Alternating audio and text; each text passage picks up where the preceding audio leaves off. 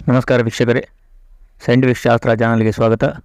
ಇವತ್ತಿನ ಟಾಪಿಕ್ ಏನಂತ ಹೇಳಿದರೆ, ನಾಡಿದ್ದು ಬರುವಂತಹ ಗೌರಿ ತೃತೀಯದ ಬಗ್ಗೆ. ಭಾದ್ರಪದ ಶುದ್ಧ ತೃತೀಯದಂದು ಗೌರಿ ತೃತೀಯ ಅಂತ ಹೇಳ್ತಾರೆ. ಇದು ಗಣೇಶ ತೃತೀಯ ಮುಂದಿನ ದಿನ ಇದನ್ನು ಆಚರಿಸಲಾಗ್ತದೆ. ಈ ದಿನ ಗೌರಿ ತನ್ನ ತಾಯಿ ಮನೆಗೆ ಹೋಗ್ತಿದ್ದಾಳಂತ ಒಂದು ನಂಬಿಕೆ. ನಂತರ ಮರುದಿನ ಗಣೇಶ ಬಂದು ಅವಳನ್ನು ತನ್ನೊಂದಿಗೆ ಕರ್ಕೊಂಡು ಹೋಗ್ತಾ ಇದ್ದ ಎನ್ನುವಂಥ ಒಂದು ಪುರಾಣಗಳಲ್ಲಿ ಬರುವಂತಹ ಕತೆ ಹಾಗೂ ನಂಬಿಕೆ.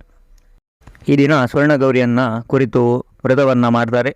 ಈ ಕತೆ ಎಲ್ಲಿಂದ ಆರಂಭ ಆಯಿತು ಅಂತ ಹೇಳಿದರೆ, ಹಿಂದೆ ಸುಬ್ರಹ್ಮಣ್ಯ ಒಂದು ದಿನ ಪಾರ್ವತಿ ಮತ್ತು ರುದ್ರದೇವರನ್ನು ಕುರಿತು ಪ್ರಶ್ನೆ ಮಾಡ್ತಾನೆ. ದಯಾಸಮುದ್ರನಾದ ದೇವತೆ ಲೋಕಹಿತದ ಅಪೇಕ್ಷೆಯಿಂದ ಮಕ್ಕಳು ಮೊಮ್ಮಕ್ಕಳು ಸಂತಾನ ವೃದ್ಧಿಯಾಗುವಂತಹ ಒಂದು ವ್ರತವನ್ನು ಉಪದೇಶ ಅಂತ ಹೇಳಿದಾಗ ರುದ್ರದೇವರು ಹೇಳ್ತಾರೆ, ಯೋಗ್ಯವಾದ ಪ್ರಶ್ನೆಯನ್ನು ಕೇಳಿದ್ದಿ. ಮನುಷ್ಯರಿಗೆ ಸರ್ವಸಂಪತ್ತನ್ನು ಕೊಡುವಂತಹ ಒಂದು ಸ್ವರ್ಣಗೌರಿ ವ್ರತವನ್ನು ನಾನು ಹೇಳ್ತೇನೆ ಅಂತ.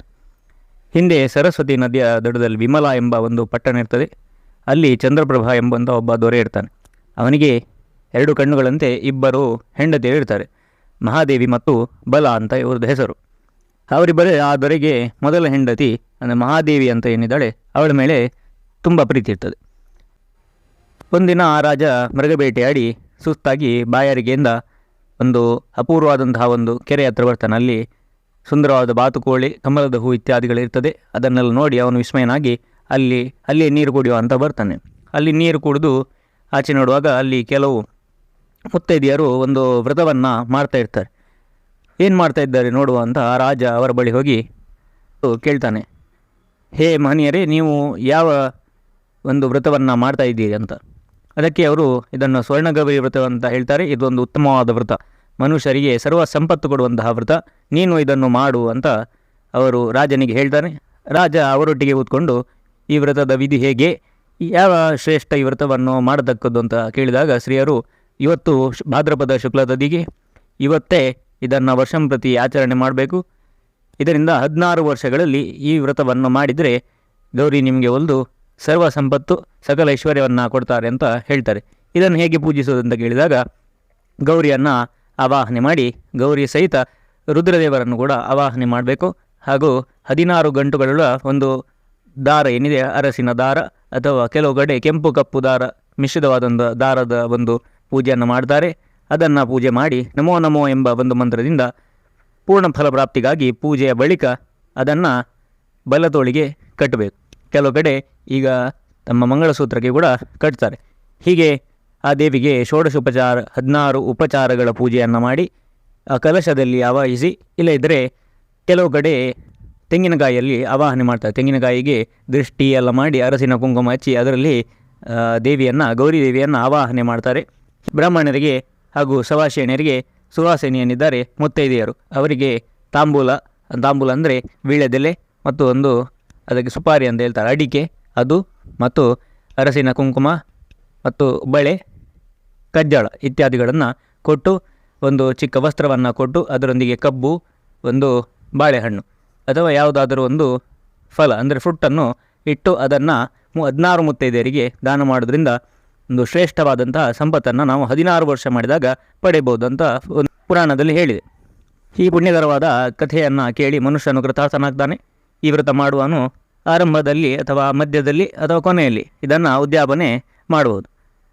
ಹೀಗೆ ಮಾಡೋದ್ರಿಂದ ಸಮಸ್ತ ಸಂಪತ್ತು ದೊರೆಯುತ್ತದೆ ಅಂತ ಮಹಾರಾಜನಿಗೆ ಆ ಸ್ತ್ರೀಯರು ತಿಳಿಸ್ತಾರೆ. ಆ ಮಹಾರಾಜ ಕೂಡ ಅವರೊಂದಿಗೆ ಆ ದಿನ ಅಲ್ಲೇ ಕುಳಿತು ಅವರೊಂದಿಗೆ ಈ ವ್ರತವನ್ನು ಮಾಡಿ ತನ್ನ ಸೈನ್ಯದಿಂದ ವಾಪಸ್ ತನ್ನ ಪಟ್ಟಣಕ್ಕೆ ಹೋಗ್ತಾನೆ. ಹೀಗೆ ಒಂದು ದಿನ ತನ್ನ ವನದಲ್ಲಿ ತನ್ನ ಹಿರಿಯ ಪತ್ನಿಯಾದ ಮಹಾದೇವಿಯೊಡನೆ ಆತ ಕ್ರೀಡಿಸುತ್ತಿರುವಾಗ ಅವಳು ಈ ತೋಳಿನಲ್ಲಿ ಏನು ಕಟ್ಟಿದ್ದೀ ಅಂತ ಕೇಳಿದಾಗ ಅವರು ಹೀಗೆ ಹೇಳ್ತಾರೆ. ಆಗ ಅವಳು ಇದೆಲ್ಲ ಒಳ್ಳೆಯದಲ್ಲ ಅಂತ ಸಿಟ್ಟುಕೊಂಡು ಆ ದೋರವನ್ನು ತೆಗೆದು ಒಂದು ಒಣಗಿದ್ದ ಮರದ ಮೇಲೆ ಅದನ್ನು ಬಿಸಾಡ್ತಾಳೆ. ಆಗ ರಾಜ ಕೋಪಗೊಂಡು, ನೀನು ಮಾಡಿದ್ದು ಸರಿಯಲ್ಲ, ಅದು ಪೂಜೆ ಮಾಡಿದಂತಹ ಒಂದು ದಾರ ಆಗಿತ್ತು, ಹೀಗೆ ಮಾಡಬಾರ್ದಿತ್ತು ಅಂತ ಹೇಳಿದ ಅವಳೇನು ಅದಕ್ಕೆ ಒಂದು ಕೇರ್ ಮಾಡಿದಾಗೆ ಮಾಡ್ತಾಳೆ. ಮುಂದಿನ ದಿನಗಳಲ್ಲಿ ಸ್ವಲ್ಪ ದಿನ ಆದಮೇಲೆ ಆ ಒಣಗಿದ್ದ ಮರ ಏನಿದೆ ಅದು ಚಿಗುರಿ ಅದರಲ್ಲಿ ಹಣ್ಣು ಬರ್ತದೆ. ಇದನ್ನು ನೋಡಿ ಎರಡನೇ ಹೆಂಡತಿ ಏನಿದ್ದಾಳೆ ಅವಳಿಗೆ ಆಶ್ಚರ್ಯ ಆಗ್ತದೆ. ಆಶ್ಚರ್ಯ ಆಗಿ ಅವಳು ಅಲ್ಲಿ ಮರದ ಒಂದು ಬುಡದಲ್ಲಿ ನೋಡಿದಾಗ ಒಂದು ಆಧಾರ ಅಲ್ಲಿ ಬಿದ್ದದ್ದು ಕಾಣ್ತದೆ. ಅವಳು ಇದರ ಮೈಮೇಂದಲ್ಲಿ ಇರ್ಬೋದು ಅಂತ ಅವಳು ಆ ದಾರವನ್ನು ತೆಗೆದು ತನ್ನ ಬಲಗೈಗೆ ಅದನ್ನು ಕಟ್ತಾಳೆ. ಇದರಿಂದ ಆ ವ್ರತದ ಮಹಿಮೆ ನೋಡಿ ತನ್ನ ಗಂಡನಿಗೆ ಅವಳು ಒಂದು ಸಡನ್ನಾಗಿ ಅವಳ ಮೇಲೆ ಹೆಚ್ಚು ಪ್ರೀತಿ ಬಂದು ಆ ಹಿರಿಯ ಮಹಾದೇವಿ ಏನಿದ್ದಾಳೆ ಅವಳ ಮೇಲೆ ತಿರಸ್ಕಾರ ಭಾವ ಬಂದು ಅವಳನ್ನು ಅರಮನೆಯಿಂದ ಹೊರಗೆ ಹಾಕ್ತಾನೆ. ಹೀಗೆ ಅವಳು ಅತಿ ದುಃಖದಿಂದ ತಿರುಗಾಡ್ತಾ ಋಷಿಗಳ ಆಶ್ರಮಕ್ಕೆ ಬರ್ತಾಳೆ. ಋಷಿಗಳು ಕೂಡ ಅವಳ ಒಂದು ವಿಷಯವನ್ನು ತಿಳಿದು ಅವಳಿಗೆ ಅಲ್ಲಿಂದ ಓಡಿಸ್ತಾರೆ. ಇಲ್ಲಿ ನೀನು ಇರೋದು ಸರಿಯಲ್ಲ, ನೀನು ಪಾಪಿಷ್ಟೇ, ನೀನು ಇಲ್ಲಿಂದ ಹೋಗು ಅಂತ ಹೇಳ್ತಾರೆ. ನಂತರ ಅವಳು ಭಯಂಕರವಾದ ಕಾಡಿನಲ್ಲಿ ತಿರುಗಾಡ್ತಾ ಅವಳಿಗೆ ಬೇಸರ ಆಗಿ ತುಂಬ ಒಂದು ಜಿಗುಪ್ಸೆ ಬಂದು ಅವಳು ಮಹಾದೇವಿಯನ್ನು ಅಂದರೆ ಪಾರ್ವತಿ ದೇವಿಯನ್ನು ಪ್ರಾರ್ಥನೆ ಮಾಡ್ತಾಳೆ. ತನ್ನ ತಪ್ಪನ್ನು ಅರಿವು ಮಾಡಿಕೊಂಡು ಅವಳಲ್ಲಿ ಕ್ಷಮೆ ಕೇಳ್ತಾಳೆ. ಆಗ ಇವಳ ಮೇಲೆ ದಯ ಬಂದು ಗೌರಿದೇವಿ ಅವಳೆದುರು ಸಾಕ್ಷಾತ್ ಬಂದು ಪ್ರತ್ಯಕ್ಷ ಆಗ್ತಾಳೆ. ಆ ಗೌರಿದೇವಿಯನ್ನು ನೋಡಿ ಅವಳು ಸಾಷ್ಟಾಂಗ ನಮಸ್ಕಾರ ಮಾಡಿ ಅವಳಿಗೆ ಸ್ತುತಿಸ್ತಾಳೆ. ಭಕ್ತರಿಗೆ ವರಪ್ರಯಾದ ನೀನು ಜಯಶೀಲ ಆಗುವೆ, ಮಂಗಳ ಸ್ವರೂಪಿಣಿಯೇ ಅಂತ ನಾನಾ ವಿಧದಿಂದ ಅವಳಿಗೆ ಸ್ತುತಿಸ್ತಾಳೆ. ಇವಳ ಸ್ತುತಿಗೆ ಪ್ರಸನ್ನಾಗಿ ಆ ದೇವಿ ನಿನಗೆ ಸಕಲ ಐಶ್ವರ್ಯ ಸಿಗಲಿ, ನಿನ್ನ ಮೇಲೆ ನಾನು ಸಂತುಷ್ಟಳಾಗಿದ್ದಾನೆ ಅಂತ ಅವಳಿಗೆ ವರವನ್ನು ಕೊಟ್ಟು ಈ ವಿಷಯವನ್ನು ನಿನ್ನ ಪತಿಗೆ ತಿಳಿಸಿ ಅವನನ್ನು ಸ್ವೀಕರಿಸ್ತಾನೆ ಅಂತ ಹೇಳ್ತಾಳೆ.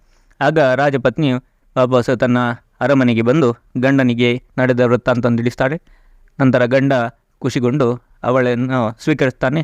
ನಂತರ ಆ ರಾಜ ಏನಿದ್ದಾನೆ ತನ್ನ ಎರಡೂ ಪತ್ನಿಯರೊಂದಿಗೆ ಆ ಸ್ವರ್ಣಗೌರಿ ವ್ರತವನ್ನು ವಿಶೇಷ ವಿಜೃಂಭಣೆಯಿಂದ ಆಚರಿಸ್ತಾನೆ. ಆ ಆಚರಿಸಿದ್ದಕ್ಕೆ ಆ ದೇವಿಯ ಪ್ರೀತಿಕರನಾಗಿ ಮಂಗಳಕರವಾದ ಅಪಾರ ಸಂಪತ್ತನ್ನು ಪಡೆದು ಅವನು ಶತ್ರುಗಳನ್ನೆಲ್ಲ ಜಯಿಸಿ ನಿರ್ದೋಷವಾದ ಉತ್ತಮ ಪದವನ್ನು ಬೇಗನೆ ಹೊಂದ್ತಾನೆ. ನಂತರ ಅವನು ತನ್ನ ಎರಡು ರಾಣಿಯರೊಂದಿಗೆ ಒಂದು ಉತ್ತಮವಾದ ಗತಿಯನ್ನು ಪಡಿತಾನೆ, ಸ್ವರ್ಗಲೋಕವನ್ನು ತಲುಪ್ತಾನೆ. ಹೀಗೆ ಮಕ್ಕಳನ್ನು ಬಯಸುವವರು ಮಕ್ಕಳನ್ನು, ವಿದ್ಯೆಯನ್ನು ಬಯಸುವವರು ವಿದ್ಯೆಯನ್ನು, ಮೋಕ್ಷವನ್ನು ಬಯಸುವವರು ಮೋಕ್ಷವನ್ನು, ಸಂಪತ್ತನ್ನು ಬಯಸುವವರು ಸಂಪತ್ತನ್ನು ಹೊಂದುತ್ತಾರೆ. ಗಂಡನನ್ನು ಬಯಸುವ ಹೆಂಗಸೆಯರು ಕೂಡ ಈ ಕಥೆಯನ್ನು ಕೇಳುವುದರಿಂದ ಅಥವಾ ಈ ಕಥೆಯ ಆಚರಣೆ ಮಾಡುವುದರಿಂದ ಸೌಮಂಗಲ್ಯವನ್ನು ಹೊಂತಾರೆ. ಹೀಗೆ ಒಂದು ಸೌಮಂಗಲ್ಯ ಪ್ರಾಪ್ತಿಗಾಗಿ ಹಾಗೂ ಅಷ್ಟೈಶ್ವರ್ಯ ಸಿದ್ಧಿಗಾಗಿ ಸ್ವರ್ಣಗೌರಿ ವ್ರತವನ್ನು 16 ವರ್ಷ ಮಾಡ್ತಾರೆ. 16 ವರ್ಷ ಯಾಕೆ ಅಂತ ಹೇಳಿದರೆ ಗೌರಿದೇವಿ ಕೂಡ ಪಾರ್ವತಿ ರೂಪದಲ್ಲಿ ಆ ಪರಮೇಶ್ವರನ್ನು ರುದ್ರದೇವರನ್ನು ಪಡೀಲಿಕ್ಕಾಗಿ 16 ವರ್ಷ ತಪಸ್ಸು ಮಾಡಿದಂತೆ. ಆಗ ಲಕ್ಷ್ಮೀನಾರಾಯಣವರು ಪ್ರತ್ಯಕ್ಷರಾಗಿ ಅವರಿಗೆ ಗೌರಿದೇವಿಗೆ ವರವನ್ನು ಕೊಟ್ಟು ನಂತರ ರುದ್ರದೇವರಿಗೆ ಹೋಗಿ ಮನವಿ ಮಾಡಿಸಿ ರುದ್ರದೇವರನ್ನು ಮದುವೆಗೆ ಒಲಿಸಿ 16 ವರ್ಷ ಅವಳು ಮಾಡಿದಂತಹ ಈ ವ್ರತಕ್ಕೆ ಪ್ರತಿಫಲವಾಗಿ ನಾವು ಕೂಡ ಈಗ ಸ್ವರ್ಣಗೌರಿ ವ್ರತವನ್ನು ಆಚರಿಸ್ತೇವೆ. ಹೀಗೆ ಇಂತಹ ಕಥೆಗಳನ್ನು ತಿಳಿದು ನಾವು ಯಾವಾಗಲೂ ಆಚರಣೆ ಮಾಡೋದ್ರಿಂದ ವಿಶೇಷ ಫಲಪ್ರಾಪ್ತಿಯಾಗ್ತದೆ ಹಾಗೂ ದೇವರಲ್ಲಿ ಭಕ್ತಿ ಕೂಡ ವೃದ್ಧಿಯಾಗ್ತದೆ. ಆ ಗೌರಿ ಹಾಗೂ ಪಾರ್ವತಿ ಪರಮೇಶ್ವರರು ನಿಮ್ಮನ್ನು ಎಲ್ಲರನ್ನು ಹರಸಲಿ ಅಂತ ಹೇಳ್ತಾ ಗೌರಿ ತೃತೀಯ ಹಬ್ಬದ ಶುಭಾಶಯಗಳನ್ನು ತಿಳಿಸ್ತೇನೆ. ನಾಳೆ ಗಣೇಶ ಚತುರ್ಥಿಯ ಬಗ್ಗೆ ಒಂದು ವಿಡಿಯೋನ ಹಾಕ್ತೇನೆ, ದಯವಿಟ್ಟು ಅದನ್ನು ಕೂಡ ನೀವು ವೀಕ್ಷಿಸಬೇಕು. ಹಾಗೆ ನಿಮ್ಮ ಪರಿವಾರದವರೊಂದಿಗೆ ಈ ವಿಡಿಯೋವನ್ನು ಶೇರ್ ಮಾಡಿ, ಈ ವಿಡಿಯೋನ ಲೈಕ್ ಮಾಡಿ ಹಾಗೂ ಚಾನಲನ್ನು ಸಬ್ಸ್ಕ್ರೈಬ್ ಮಾಡಿ ಅಂತ ಹೇಳ್ತಾ ಇವತ್ತಿನ ವಿಡಿಯೋನ ಇಲ್ಲಿ ಮುಗಿಸ್ತೇನೆ. ಶ್ರೀ ಕೃಷ್ಣಾರ್ಪಣಮಸ್ತು.